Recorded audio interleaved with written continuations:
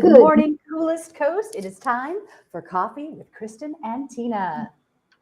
Good morning. Welcome to Coffee with Kristin and Tina. We're your hosts. This is Kristin Odell of KLO. I'm Tina Prigge with Vagabond Creative Studio. So nice to see you this morning, Kristin. Good morning. I feel like it's night. My lighting is very bizarre again today. Does anyone else, do you have trouble now that 5 p.m. is pitch dark? It messes with my mind. Last night I thought it was 9 p.m. and I'm like, oh, it's 5. I know. It's very sad. Yeah, I feel like the days are slipping away again where it just it goes too quick. I just don't like it. Good morning, Mary. Yeah, I agree. And I'm not sure about the value of daylight savings time, right? Of shifting the clock forward or back. I'm not sure why we still do that in this day and age. This is an old philosophy, and I believe this is in the House of Representatives to be abolished. It just hasn't gotten addressed. So it passed the Senate unanimously, right? And it went to the House of Representatives, and it hasn't passed because they can't agree.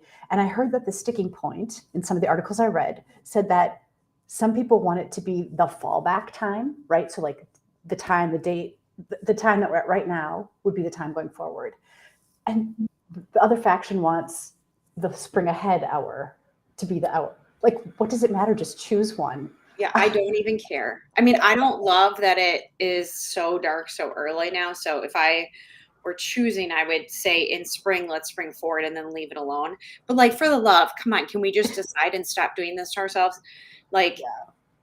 People who work alternate shifts and have to sleep at other times, it's really hard. Well, and pets and kids, they can't process and understand, oh, the whole world just shifted an hour in one direction, right? For real.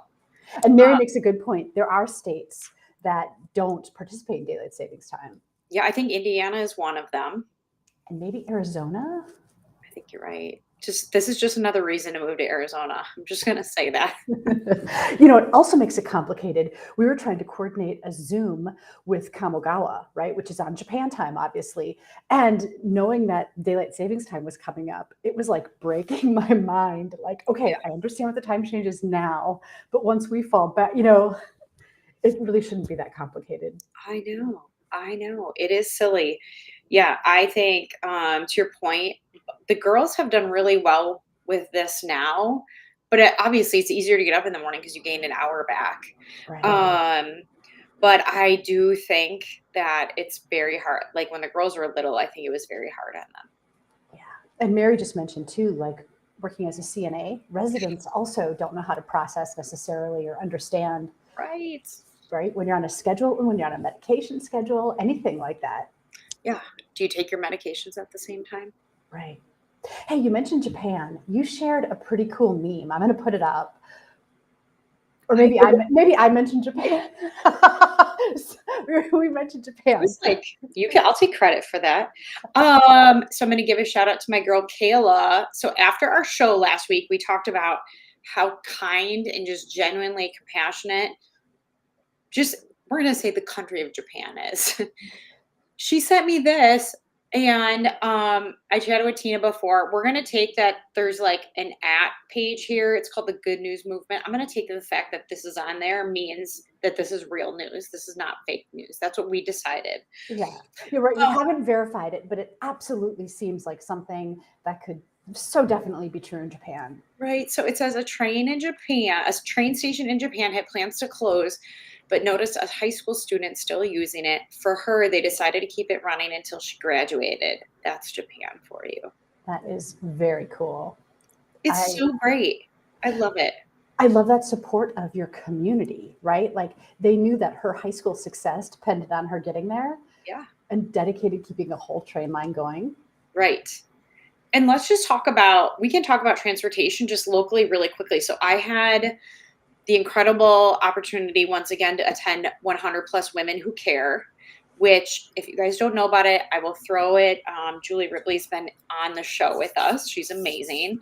But once a quarter we meet, nonprofits get selected, 3 nonprofits get selected to speak, and one of those gets picked to win the money for that night. And depending on how many members there are at that time, they've been winning right around between $12,000 and $15,000 now, which for any nonprofit is really, really significant. And so on Monday night, I had the pleasure of hearing speakers from the Crossing, the Capitol Civic Center, and the Boys and Girls Club, they were all those, everybody who presented did a great job. One of the things that Boys and Girls Club talked about is how much transportation impacts the ability for families to use their services. So in the city of Manitowoc, there are certain schools where busing is available right from school to the Boys and Girls Club, and that allows families then to pick the kids later up. They offer wraparound care and after school support with homework and things like that. And somebody asked a question about, can kids from Mishicot participate in their programming? And the answer is yes, but the parent has to be able to get them there right now because there's no busing available. And I think she said, I'm trying to think about what it was, but I want to say it's like $25 a bus per day. And they have 3 buses right now. 3 buses flying from Manitowoc schools there.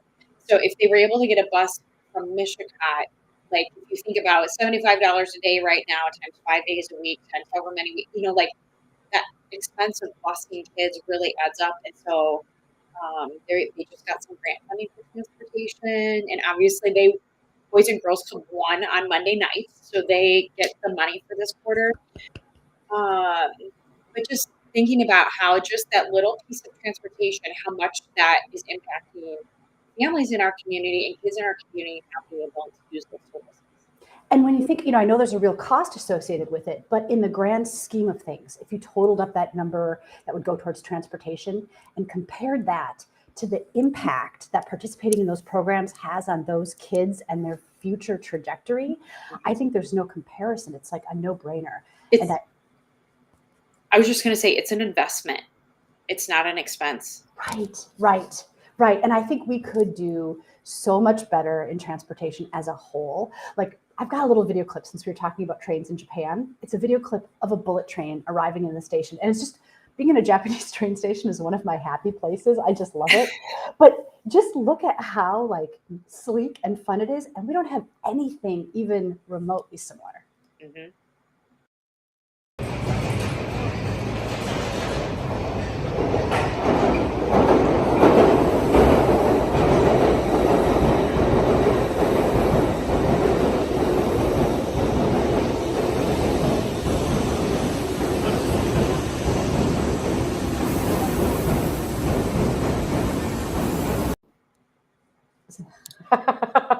I just love that. Clean, really modern looking. So orderly too. Everyone's just like patiently waiting. Mm-hmm. Yeah, I love it. Yeah, there's I've taken the train from Milwaukee to Chicago before. Doug and I have done that to go down there for a weekend. It's super relaxing. It's fun. Like, it was nice to not have a vehicle. We actually, once we got downtown, I don't even think we had to grab an Uber. I think we were able to walk to our hotel from there. But you can always Uber wherever. And then we walked the rest of the weekend and it was awesome. Yeah. So you're right. Having that train from Chicago to Milwaukee is brilliant. It's just too bad it ends up Milwaukee, right? Like, I want to be able to hop on a train from Manitowoc to Green Bay for the day, or, Manitowoc to Madison for the day, or Manitowoc to Minnesota, Minneapolis for the day. So I've heard rumblings, and I need to go back and look and see where I heard this, but I heard that they were talking about bringing it all the way to Green Bay, maybe in preparation for they're trying to host the draft. That'd be amazing. Would that be cool? Amazing, yeah. I do have a quick shot too. This is a picture. Did anyone see the movie Bullet Train? So I was on the bullet train and I spotted these tangerines. There was no sign of lemon and there was no sign of Brad Pitt, just these tangerines. I have not seen that movie. It's so cute. It's fun. Do you recommend? I do. Not necessarily for kids, but I loved it. Jason loved it. Teek loved it. I just need to pause. Do you have lipstick on today? Funny. It's not lipstick. It is Burt's Bees. And so it's like a lipstick, but it has shimmer in it, apparently. So I love that your first answer was funny. It looks good on you. thanks. Like, I feel like I'm looking at myself, I'm sure you guys are all like, the summer tans are long gone. We are officially in the paley season of life for all of us. It looks beautiful on you. You should wear it more often. Aw, thank you. You are too sweet. A little pop of color never hurt anybody. I say that wearing black and white today. You know what? Look I love the patterns that we've got going on. I know. The stripes and the polka dots. Why did you pick your outfit today? You know, it's funny. Funny is my response to everything, I guess. Isn't that funny? Funny. What was I thinking? I think because it was so dark, I gravitated towards something light. Yeah, I love it. I have to teach today, and this shirt is professional. I have it on with dress pants, but it's like comfy. Ooh. So I was like, I feel like I need to be comfortable with it. Oh, and I layered up. I have a tank top underneath because it's chilly. So I'm like, I need something that's gonna kind of keep me warm. Yeah, and I'm already entrenched in scarf season. Right. Oh, Mary yes. Akers, she says, I'm always pale. I know. It's okay, Mary. So, you know, I saw this meme recently, and it's kind of true. Gwen Stefani really let us down by not spelling something useful like necessary or embarrass. It's bananas. But I tell you what, I've never spelt bananas wrong since that song. You're right. Bananas. I can tell you a fun fact about that song. At my wedding, we had a live local band, and the band played Gwen Stefani, and they played that song. How fun. Was everybody just freaking out, having a good time? Oh, yeah. Dancing all night. That's nice. Yeah. There's just something about live music, right? We've talked You know, about this so many times. There is. I can remember the last time I went to Summerfest, right? All the different stages with the different bands. Even if it was a band that I never listened to or wasn't necessarily a genre that I would gravitate to, it didn't matter, right? Because it was live music, and there's just something about seeing people perform. Mm-hmm. So let's talk about, last month we talked about Manitowoc Symphony. They have a Christmas show coming up. I know I'm putting you on the spot here, but do you know what the date is? It is December 10th. And it's going to be exciting because it's a Christmas show, and it has like all of the Christmas good feels. Like if there's something you wanted to attend and just be filled with the Christmas spirit, this is it. And there's all sorts of fun things happening. So before the concert itself starts, Santa's going to be there in the lobby. So there's photo ops with Santa. Mrs. Claus is going to be in the lobby playing songs on the piano. During the concert itself, they are going to have a short symphony by Haydn with a celebrity instruments section. So apparently, like, remember Jimmy Fallon would do little musical things on like toys? Mm-hmm. It's going to be something similar to that. It's like toys, but with toys. And then the CCCC, the Capital Civic Center Community Chorale, and the Lincoln High School. 5 C's? It was 5 C's.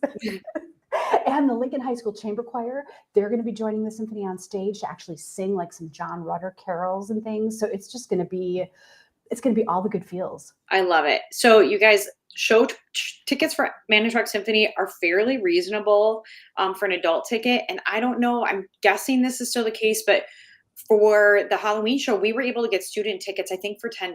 So yep, 35 and under. So it's not just students, but 35 and under. Right. Dang it. And what's cool about it is it's a matinee. So it's at 3:00. Oh, nice. So it's while it's still daylight, hopefully, right? Hopefully not stretching into anyone's bedtime. I love it while it's still daylight. That's so sad. Well, I know, like, as winter approaches, for some people, it's not as comfortable to drive once it's dark, right? Right. Yeah, I'm with you. Dustin just commented that the Manitowoc Symphony Orchestra is surprisingly good, if not better than the Madison one. Cool. Thanks, Dustin. Good to know. The Manitowoc MSO. Madison MSO, right? Right. I love it. Yeah, I wonder if they go by MSO as well. I think Milwaukee does as well. There's MSOs all over the place. Do they? Well, and a couple of other things are coming up at at the Capitol, right? Gene Wolfmeyer has Nutcracker coming up, which is always good. I think Lakeshore Wind Ensemble, maybe they had something this week. We might have missed that one. I think it was this past Friday. And I can tell you, I got to look at the calendar here. 3 weeks from tomorrow, Treehouse opens with Finding Nemo.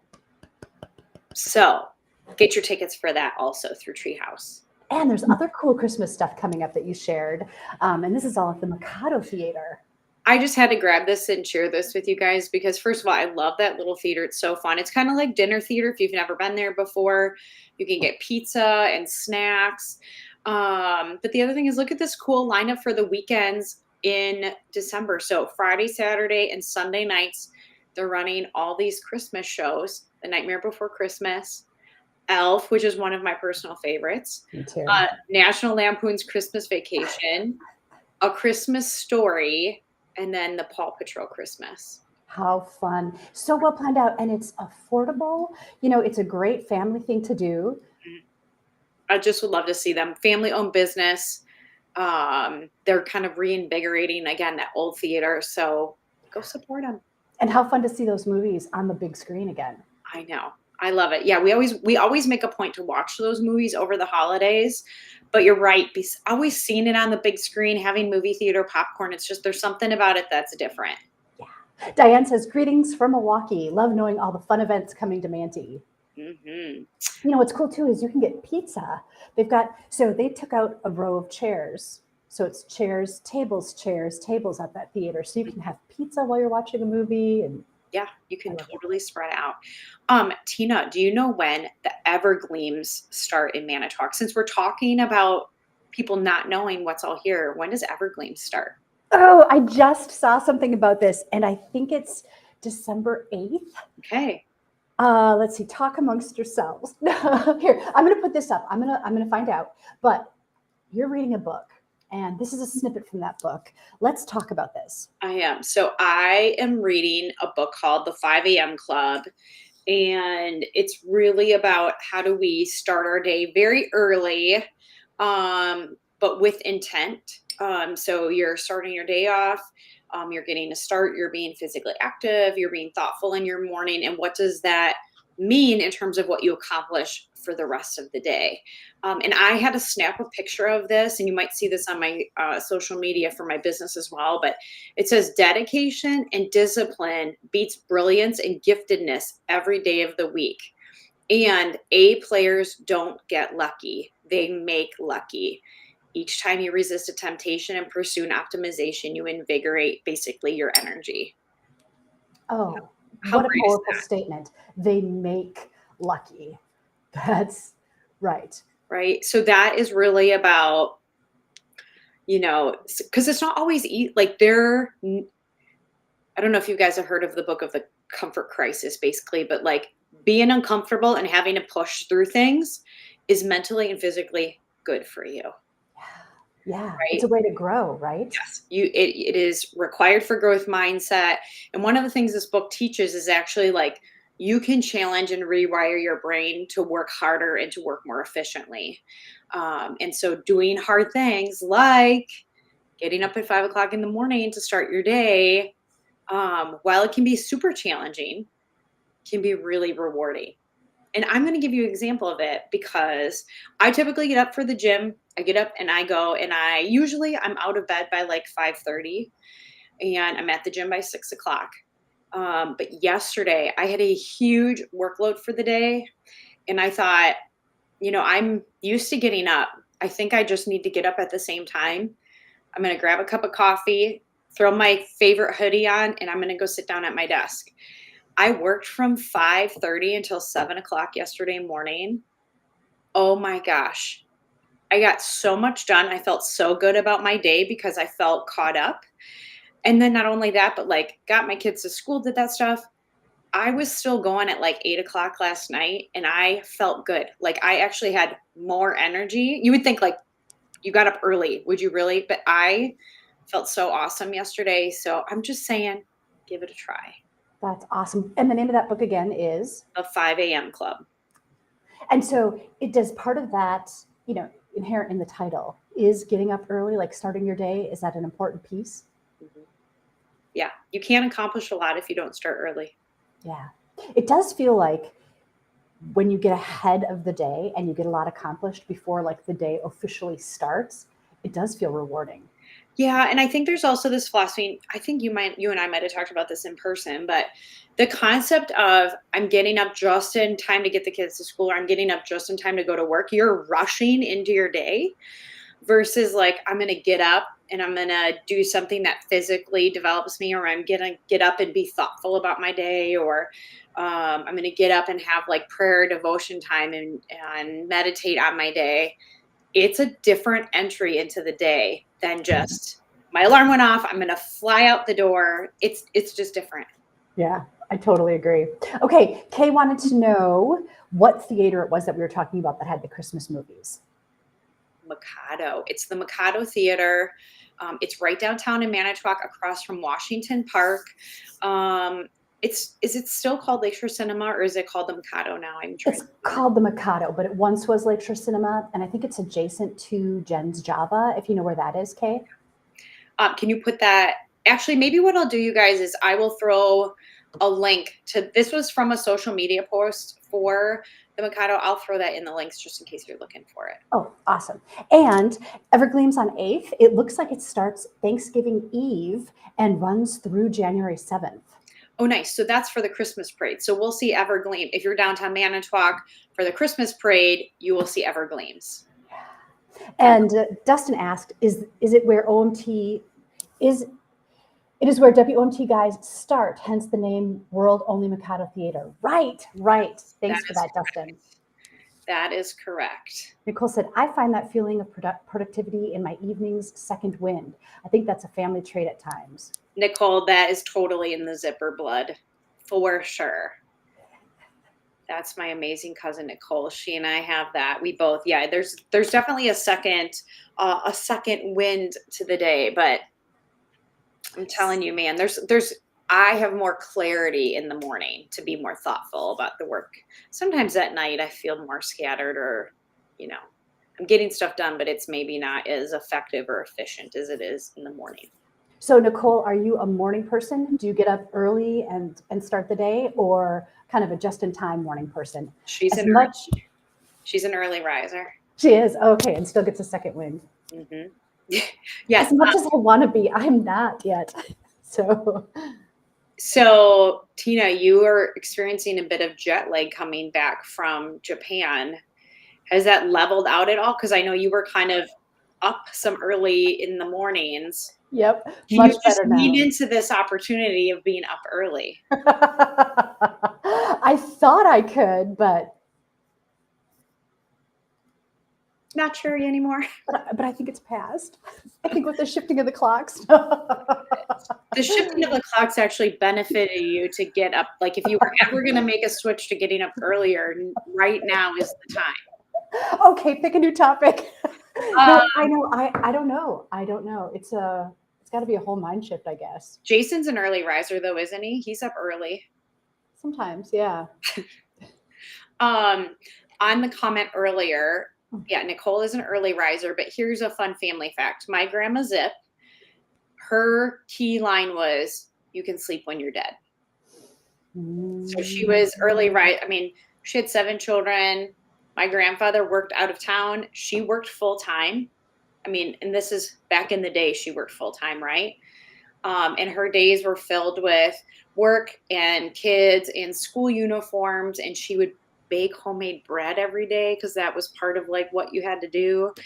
And so yeah, there was early mornings and late nights there, which is probably where the unhealthy schedule comes from. Yeah. Oh, wow. What a great influence to have. Yeah. Oh yeah. I tell people I come from a long line of really strong-minded women, and it comes from her, and that goes generations back. That's amazing. I don't know. Sometimes I'm super productive at 11 p.m., midnight. Mm-hmm. That's the second wind. But so how do you manage that with getting up at 5 a.m.? So for me, I have shifted my schedule back a little bit. So when our girls were little, I would stay up until 11 or midnight doing stuff, doing laundry and having to get that stuff done. Now if I'm in bed by like 9 o'clock and I try to read, I fall asleep. So I avoid the second wind. Because I can't burn the candle at both ends. I can't Okay. quite that early and stay up that late. So 10 is probably like if I'm not in bed by 10 o'clock winding down, then there's no gym the next morning. Ah, gotcha. Okay. All right. So you do try to maintain a certain number of hours of sleep. I do. Sleep is good for you. Yeah, I think so too. Hey, I've got a picture just to give everyone, this is a little peek of what it looks like inside of a bullet train. It looks like an airplane. Totally, doesn't it? Yeah, if I didn't know that this was a train, I would have said this looks like an airplane seat. When you buy a ticket on the train, is it like row 17, seat A?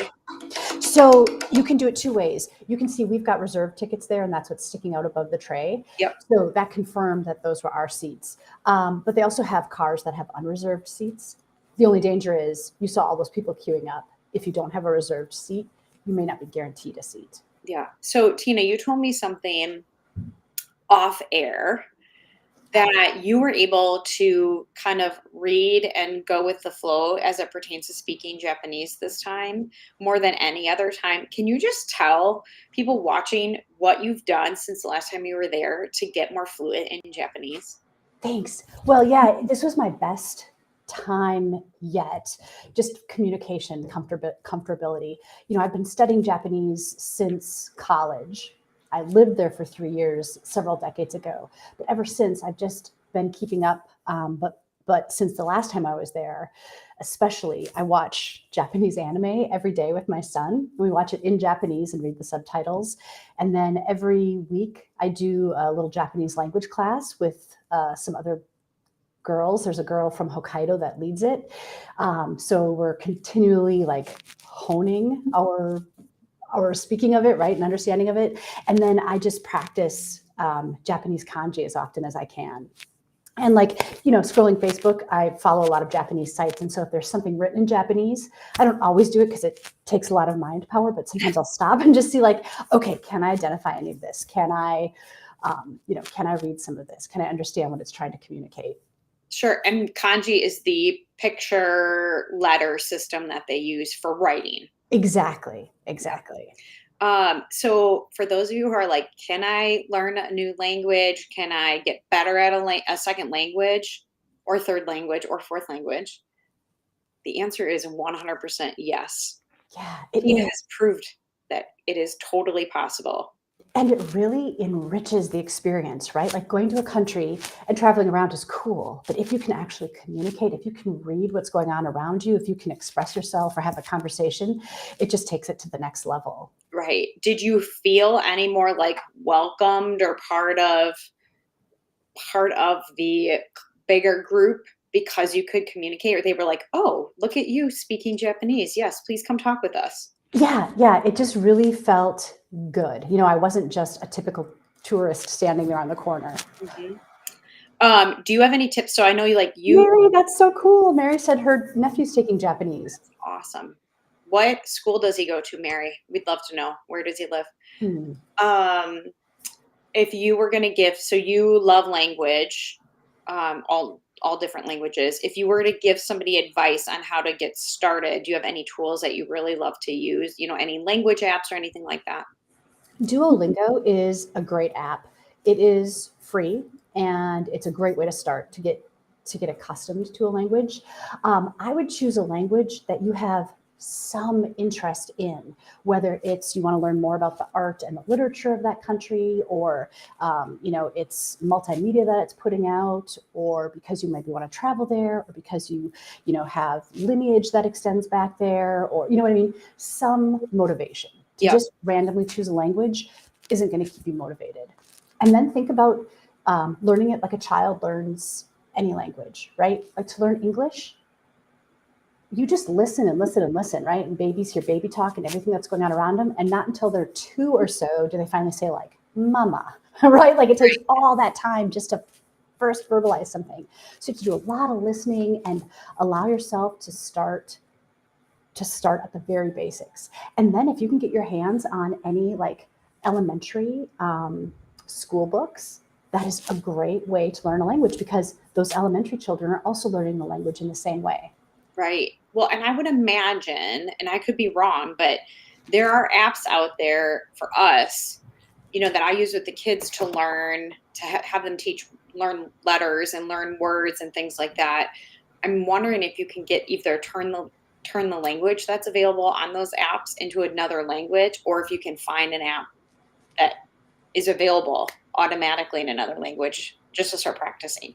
Right. Another great thing too is a translation app like Google Translate. If there's a target language that you want to learn, just randomly put phrases in there, like say something in English and then say like, I wonder how you'd say that in Dutch, right? And then translate it in Dutch and see if you can break it down. Like, oh, the word for cow in Dutch is koe. That's interesting. Like I can remember that because that's so similar, right? Right. And then you'll just start breaking it down and making connections, and suddenly you'll be Do you talking. remember that so well because it sounds like cow and moo put together? Yeah, right. And that is the secret to learning a language, is making those mental connections of why something makes sense. Mm-hmm. I love it. It's so fun. Our conversations are always so fun, Kristin. And I appreciate everyone that was hanging out with us today. Thank you too for your comments. We are over time, so we've got to say sayonara. Adios. Adieu. Auf Wiedersehen. Hasta la vista. Nice. Buenos dias. Bom dia. I took Spanish because that's all I know. All right. Yashang, we'll see you later on Coffee with Kristin and Tina. Thanks for watching.